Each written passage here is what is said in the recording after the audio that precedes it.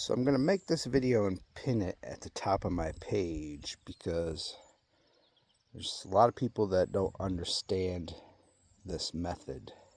So I'm going to break it down for you. Now, obviously there's going to be people out here that know this stuff, but I'm going to say it for the people who do not know anything about it so that you can understand it. First of all, one thing we got to cover is this gap. This gap needs to be there.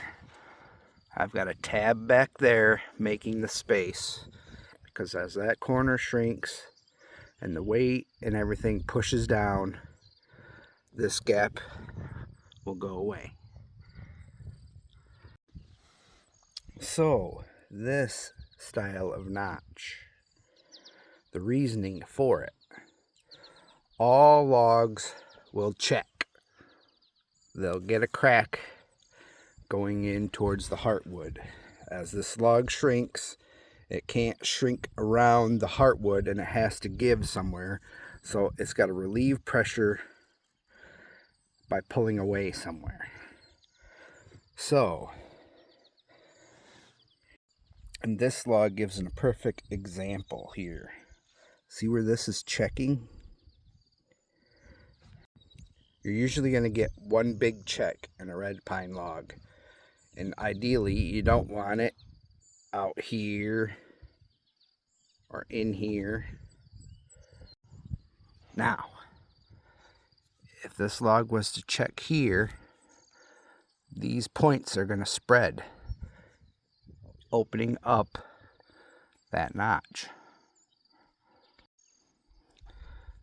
By making this cut,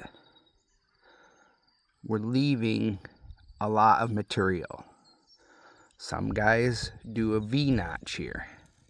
If that's what you want to do, that's fine. I think it depends on your wood species too, as whether it makes a big difference or not. Or they'll just kind of cope that out and leave this round. That's fine if that's what you want to do. This is the way I do it. So, by leaving this wood, we're leaving material so it does not make a weak spot to check. Now, my scribe line is here, and I come in at least an inch to make my V cut. Water does not travel down a log, hit this point, and say, "Ooh, let's go up here." Most of the time, the water doesn't even make it down to here before it drips. It drips off up in here somewhere. Then we make this deep V cut. And the purpose of doing this is now we are taking material out here.